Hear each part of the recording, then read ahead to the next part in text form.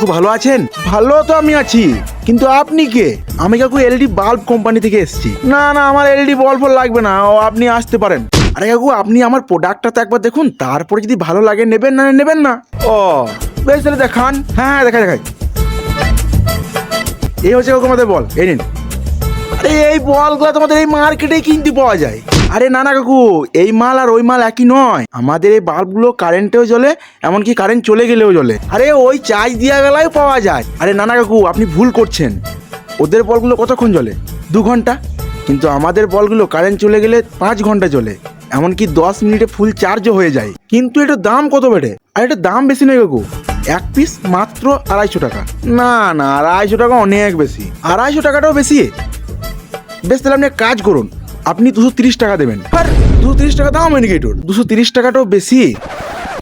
বেশ, তাহলে এক কাজ করুন, আপনি কত দেবেন বলুন? আমি 2 পিস নেবো, 100 টাকা দেবো। মাথা থেকে 50 টাকা করে বল নিতে এসছে, নিজের বল্লা খুলে চালা এখানে, দেখতে কারেন্টের বিলও আসবে না।